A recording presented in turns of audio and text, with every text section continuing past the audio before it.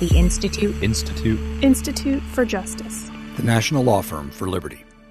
Hello, and welcome to Short Circuit, your podcast on the Federal Courts of Appeals. I'm your host, Anthony Sanders, Director of the Center for Judicial Engagement at the Institute for Justice. We're recording this on Thursday, December 9th, 2021. Please check out our newsletter by the same name and our other podcast, Bound by Oath.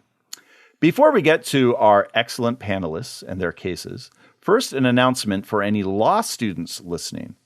If you'd like to work for us at the Institute for Justice, we have a couple opportunities. First, we are currently accepting applications for our summer clerkship program, the Dave Kennedy Fellowship. Come work with us in the summer of 2002 and get all kinds of experience in libertarian public interest law. And we pay, so you don't have to find funding elsewhere. Please go to our webpage to apply, or you can find the link in the show notes. We're accepting applications through January 14th, 2022, but I will say from experience that applying earlier often helps you because it's very competitive.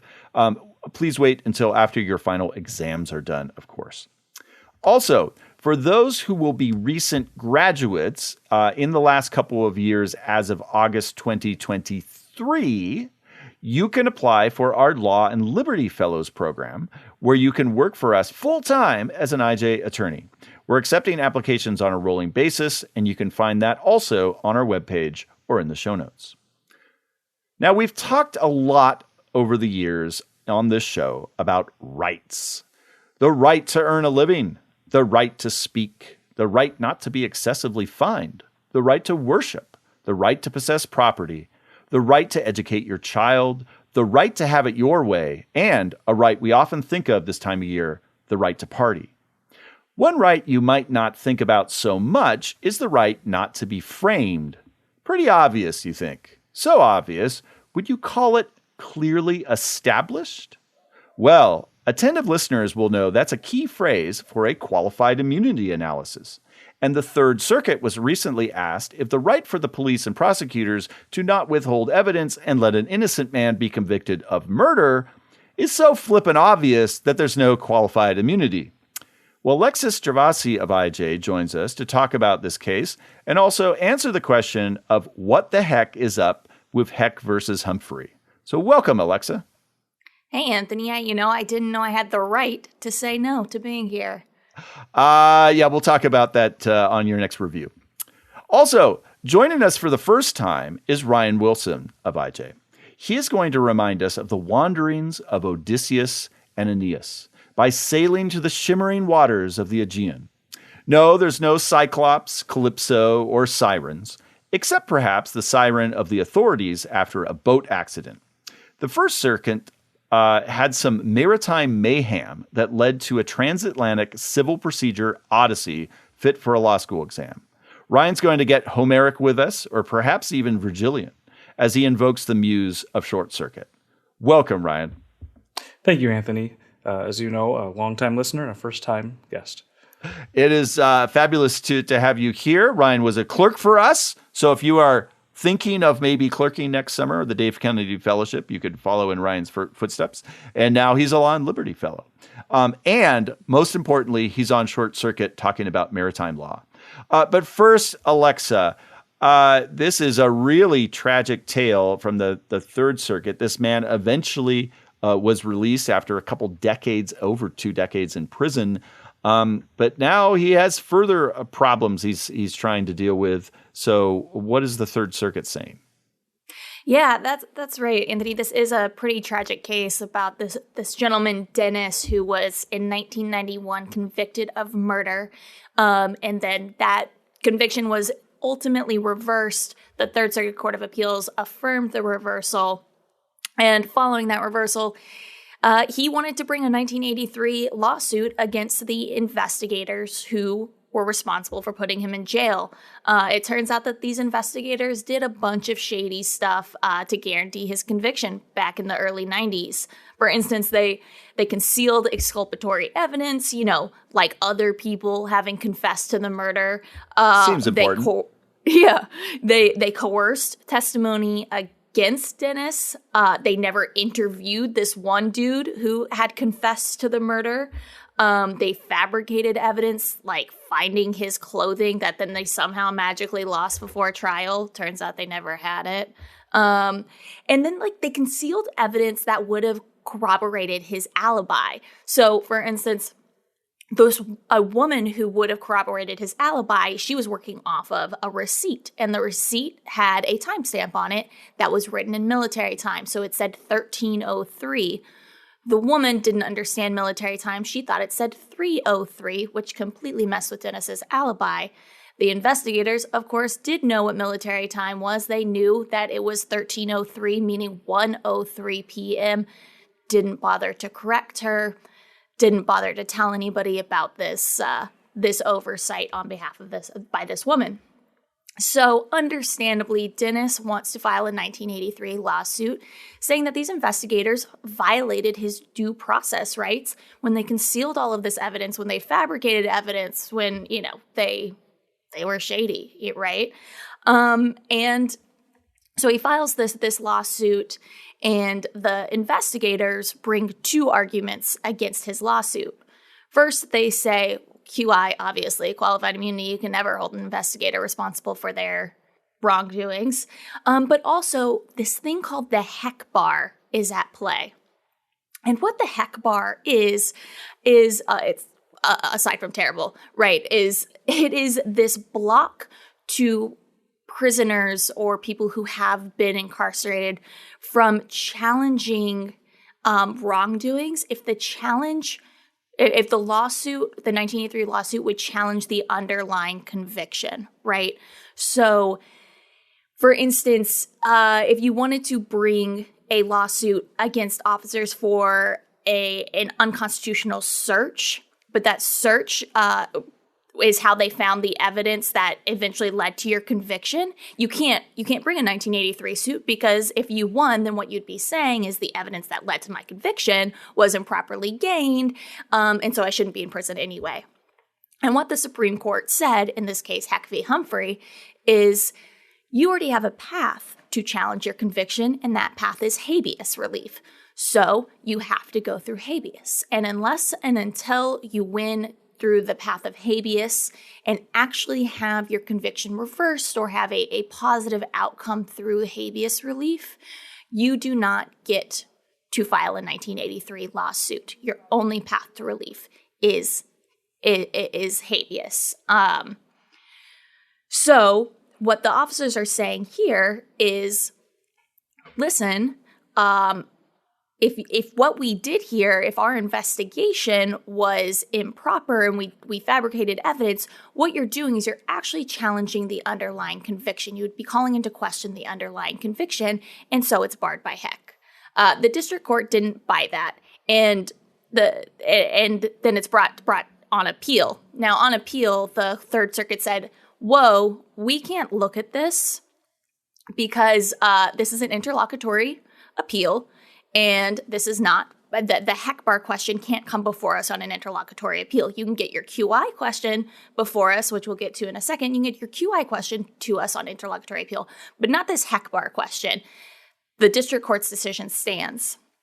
And first, I think that the Third Circuit got it right to say that, but I think the district court was also right to say that the Heck bar does not apply, right? Like, as I mentioned before, the Heck bar doesn't apply if you've had a favorable outcome on your habeas claim, right? And that's exactly what happened here. Dennis won his habeas relief.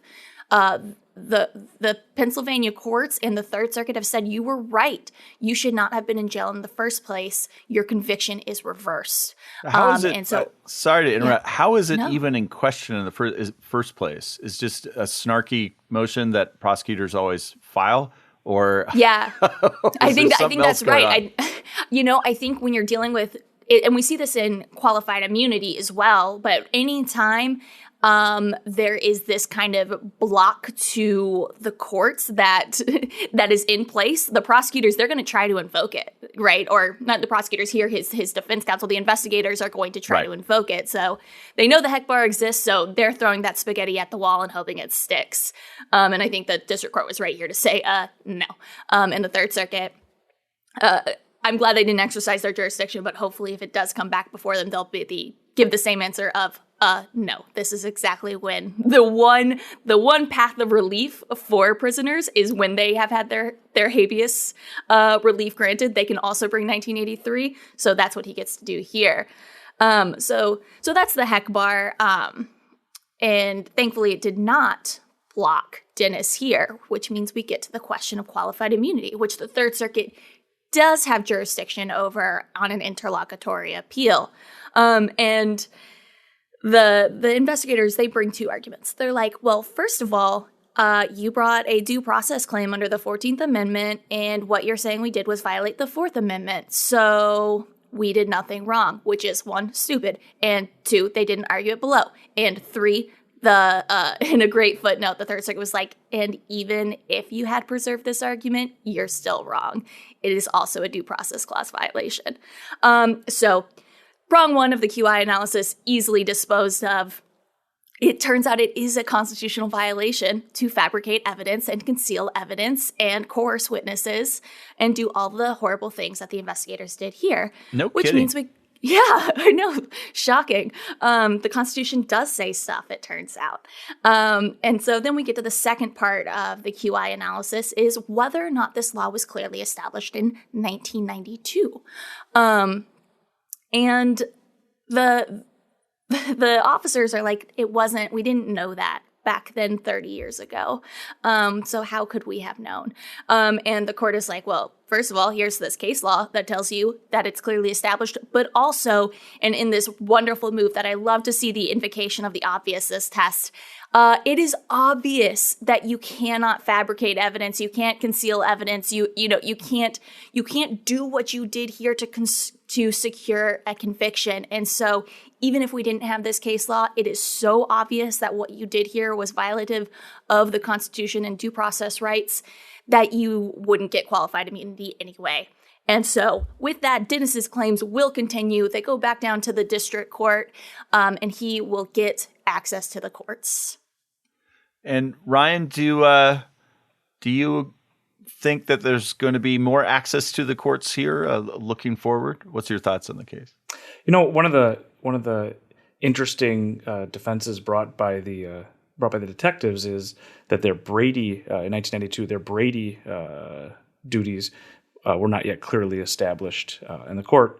It's interesting. It says, well, they're not bringing a Brady claim. So what do you think about them trying to shoehorn, what were the defendant's claims into this Brady claim for the purpose of trying to say it wasn't clearly established? Yeah, I think it's creative lawyering. And not surprising, right, that they're going to try to find, Brady had not yet been clearly established, so let's point to Brady. But Brady is about just handing over evidence to the other side, right? You have to hand over exculpatory evidence, but they did so much more here than just not hand over exculpatory evidence.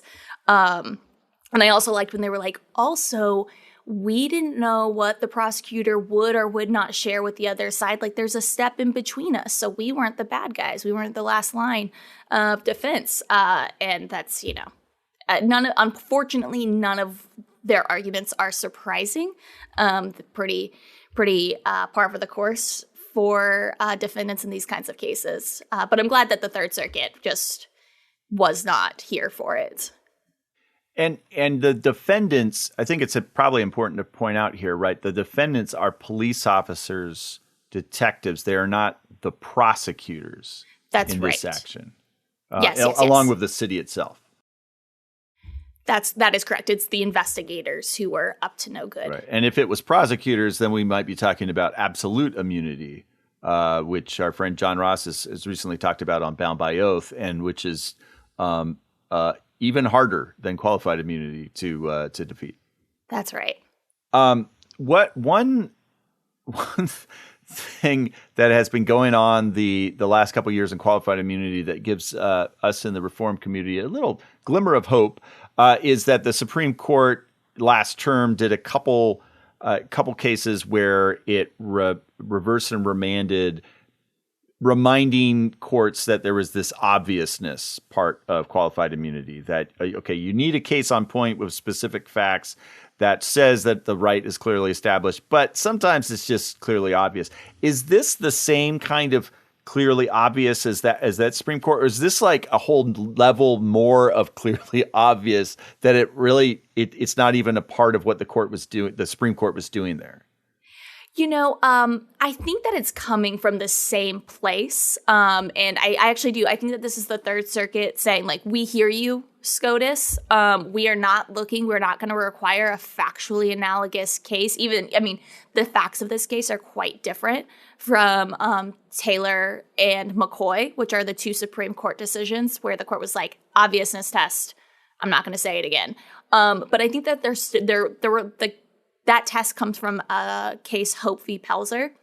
And I think they're all drawing on that same idea of, like, there are just some things that are so, to be redundant, so obvious that you don't need a case on point. And so I really do think that this is the Third Circuit saying, we hear that, and this is an appropriate moment to point that out, that there's no question that the officers here knew what they were doing was wrong.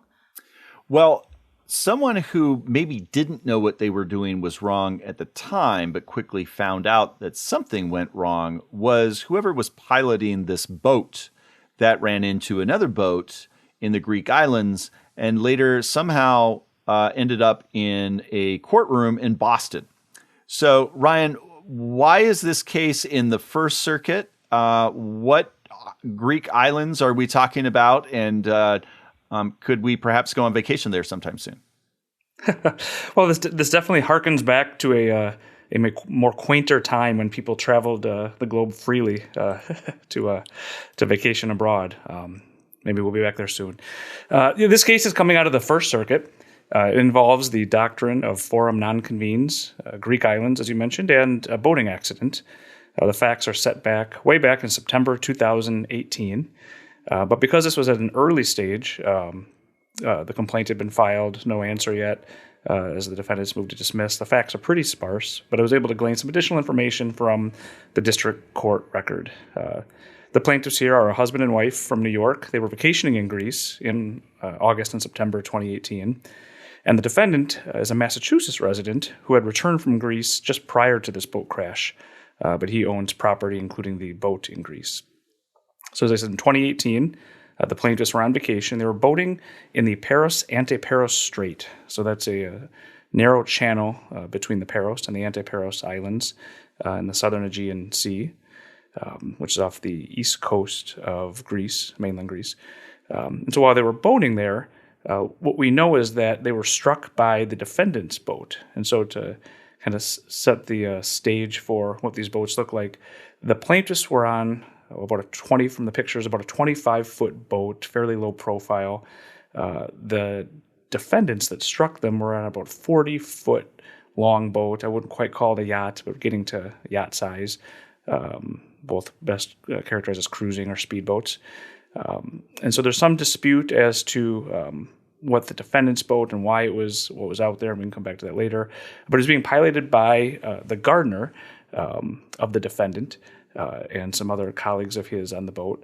And what had happened was at a considerable speed, the defendant's larger boat traversed the back of the plaintiff's boat. I wouldn't quite say it got airborne, but it went completely over the stern, or as I like to say, the back of the boat, and created quite a few injuries, damage to the boat. The boat eventually sank. The defendant's boat appeared to be fine, surviving the crash. And one of the more horrific injuries was that the propeller ended up striking one of the plaintiffs and causing quite extensive injuries. So that plaintiff, that plaintiff was treated in Greece, brought back to the United States, where they continued their treatment, which led them to eventually file a lawsuit in Massachusetts Federal District Court. They brought it under both admiralty and diversity jurisdiction. And they brought it in Massachusetts because that was where the defendant who owned the boat resided. So the defendant in his first, I guess, as I said, prior to an answer in his first motion, moved the court to dismiss for forum non-convenes, and the court ended up granting that. For those not familiar, forum non-convenes, it's a century-old doctrine. Most scholars think it dates back to Scotland, and most of the early cases had to do with admiralty law. As you can imagine, as ships start sailing around and transporting commerce and people, there's a lot of contract, tort, employment, other disputes happening, and deciding what forum to bring those in. Courts were then faced with whether this was an appropriate forum or as the Latin translates, whether it was an inconvenient forum. And so the underlying principle was whether the plaintiff was choosing the forum to vex, harass, or oppress the defendant. And so this doctrine was incorporated into U.S. law through a series of Supreme Court cases, culminating in the late 1940s in a case, Gulf Oil versus Gilbert, where the Supreme Court articulated the doctrine really as a three-part test. First, it asks, is there an adequate forum? And then it looks to whether the public and private interests weigh in favor of transferring to the forum. And so this is all despite the court having jurisdiction and venue. And so this is the court saying, yes, we could hear the case here. Yes, we have jurisdiction here. But for these reasons, we're going to dismiss the case because there's an adequate alternative forum. And so that's the backdrop of what's happening in this case. It was brought in Massachusetts. The district court weighed these factors and agreed with the defendant and dismissed the case, moving it back to Greece. This then gets appealed to the First Circuit. The First Circuit takes it up under an abuse of discretion standard, and there goes through the analysis. Says, yes, we agree there is an adequate alternative forum, and that decision comes out of the Supreme Court's case, Piper Aircraft, where there was a plane crash in Scotland. Scotland doesn't have the same strict liability laws that we have here, and so the question was, if there's a remedy but not the same amount of remedy or the same potential claims that can be brought, is that an adequate forum? The Supreme Court said yes, as long as there is some remedy. Unless there is no remedy at all, we will find that is an adequate alternative forum. And so likewise here, Greece recognizes many of the same claims that were brought by the plaintiffs. The plaintiffs brought a negligence claim, a loss of consortium claim, and property damage claim. And so the court moves past that. And the First Circuit says, all right, they look at the public and private interests, and it's a balancing test against the backdrop of a heavy presumption that the plaintiff, being the master of their complaint, that they're going to give deference to their choice of forum. And they agree with the district court and that the public interests weigh in favor of transfer, but it's a close call. They look at things like unfamiliarity with Greek law and how the court would have to apply it here, and how much of the accident itself occurred over in Greece. But then the First Circuit moves to the private factors, and here it finds that the court did abuse its discretion by finding that the case should be transferred, and in large part, it finds that the plaintiffs or the defendants didn't meet their burden, and so the burden is on the defendants to prove why it's an inconvenient forum, and it's a heavy burden, and they rested a lot on attorney averment, on their briefing. They didn't put in affidavits, and what really got to the court was that they said all these witnesses are over in Greece, all these evidence is over in Greece, and that they're unlikely or maybe difficult for them to get them to come to the United States. But then the court says, well, unlikely isn't the same as unwilling or unavailable. And the court spends quite a bit of time comparing to the Piper Aircraft case, which sets the standard that what the defendants in all these cases need to do is really establish enough evidence, and it puts a lot of emphasis on the quantum of evidence for the court to be able to balance these. And in what really looks like a sufficiency of the evidence review, the First Circuit said you didn't put enough in here.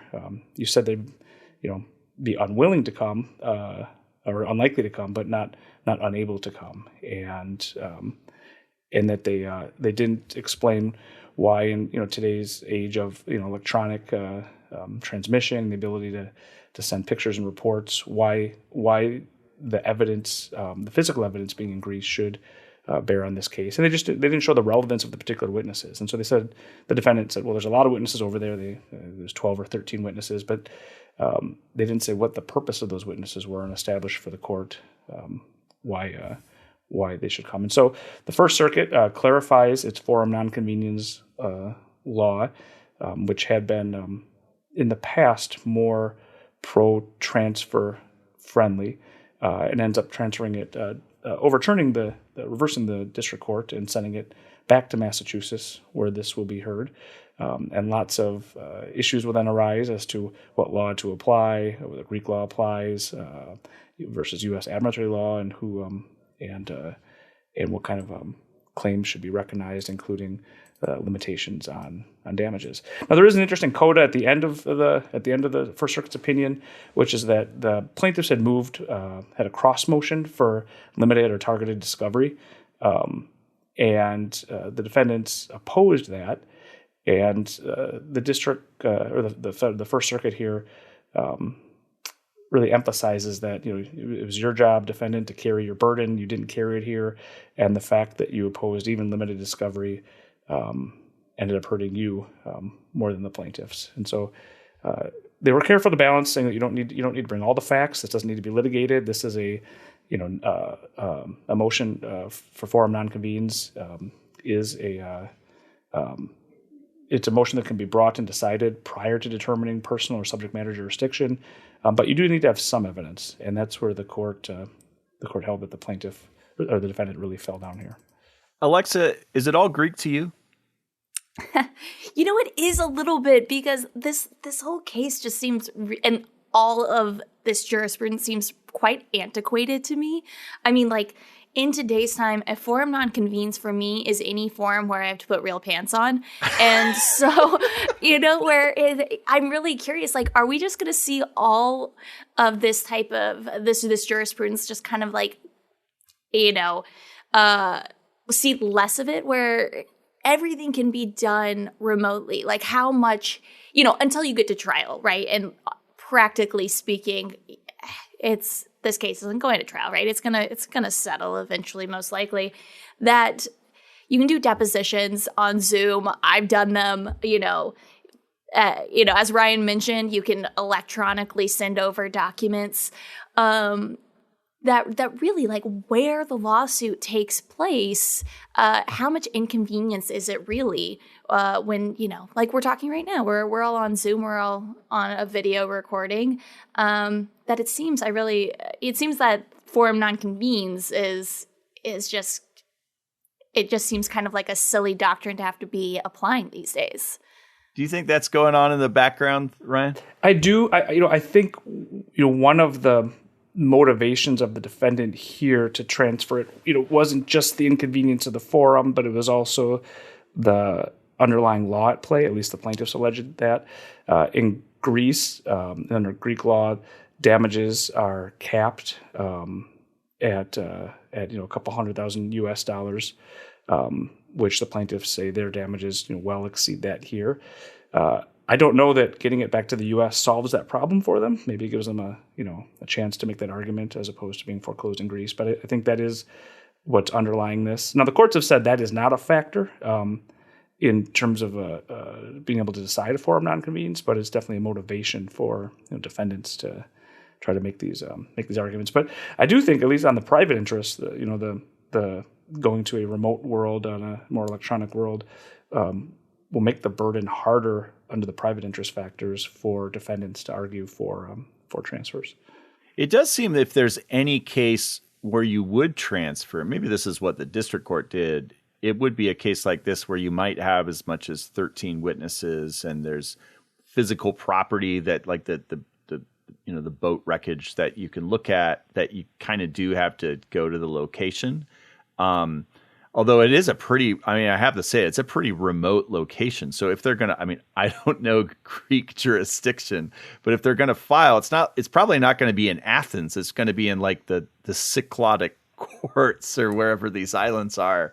That might be an odyssey in itself, navigating that little courthouse wherever it is. So, I wonder if that's going into part of it too. Ryan, you had some thoughts about the nature of the writing of this opinion, and whatever clerk perhaps might have drafted it. Do you want to share that?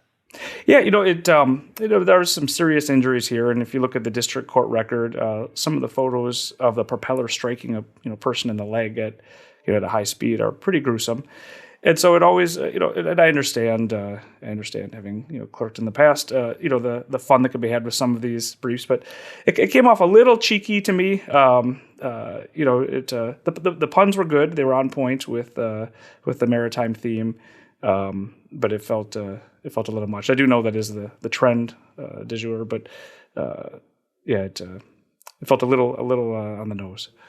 Yeah, well, as we discussed a few months ago with our friend Rafi Malconian when he was on about it, do judges have a little too much fun, or I think more likely, clerks when they're drafting some boring opinion have a little too much fun with these opinions sometimes. And man, I will tell you though that maritime law, admiralty law, there's something, especially in the English-speaking world, there's something about it because so much of our law comes from admiralty law or just the language. There are so many nautical references that you can make, just speaking ordinary sentences, right? Half of it seems, comes from our seafaring background that you can't not just put these puns in there when you're talking about ships and accidents at sea and sailors and salty sea dogs and all that. And so I can totally see how it gets away from you. But when you are publishing something that's going to be in the F4th, you probably want to tone that down a little bit. Were you bothered by that, Alexa? Or you like a good sea dog pun as much as the next Mariner? I don't think the ship has entirely sailed on these kinds of puns. I can.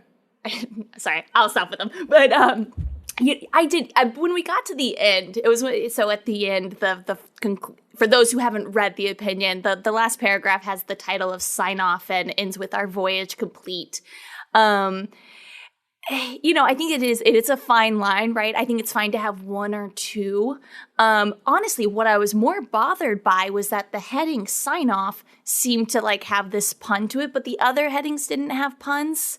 So my complaint was really more of consistency, as opposed to the cheekiness. And then I did have this moment where I was like, well, wasn't a woman totally mangled? Right. That doesn't help.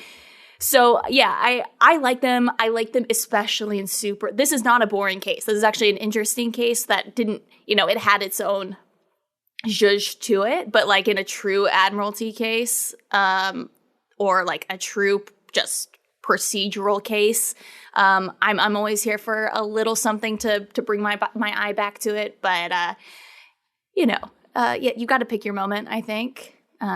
That's true, and I think a couple are fine. As I said, I think I err a little bit more on the side of more puns with admiralty law, at least again in the English-speaking world. But with the headings, I wonder if that was the clerk had a little too much fun.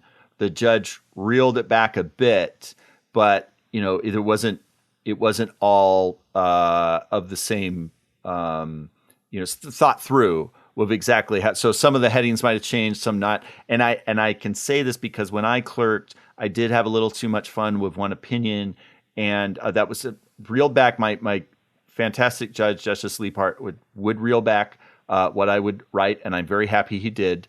Sitting here 16 years later. But one, I had all the headings were references to the Roman Empire in different ways. I was Edward Gibbon writing a very long opinion, and some of them got changed, but a couple didn't. And so, I don't think anyone picked up on it other than me. It was kind of subliminal, but that can happen in the back and forth, I think, of some of these opinions. I think that's right. And I think sometimes, because I had similar experiences as a clerk where I was like, this is hilarious. And, you write them for your co-clerks, too, a lot of times. They're like, when they proof this, they're going to think this is so funny. And in your mind, you're like, if this is too far, my judge will take it out. And you forget that things slip through. Or also, I clerked for some really great judges who didn't want to stifle my creativity. And I think sometimes, would let things in every once in a while, for my sake, to let me get one in. And that's kind of when you end up with these kind of inconsistencies where you've got the sign off. But also, we should note for our listeners, I think you are a little bit of a special case with one of your clerkships because you did clerk for the former Twitter laureate of Texas, who himself perhaps, I wouldn't be surprised if he was trying to one up you on occasion with some of that writing. Not that he ever went too far over the top. No, he never goes too far, but he did not. It takes the effort of a pinky finger for him to one up me. So I don't think he was like, this isn't even a challenge, Alexa. Go sit down. Well, we'll leave it there. We'll look forward to our next Judge Willett opinion that we can take apart on this podcast. Thank you, Ryan and Alexa, for coming on. The cases are Curtis versus Galakatos. That's my best Greek. And Dennis versus City of Philadelphia. So remember, everyone, the employment applications, if you're a law student and interested in working at IJ, next time is going to be our 200th episode. And so we invite you to take a trip down memory lane at Short Circuit 200. Our next episode, there'll be some blasts from the past for you to listen to. We hope you enjoy that. And then we will rejoin you again in the new year with more Short Circuit and more opportunities to get engaged.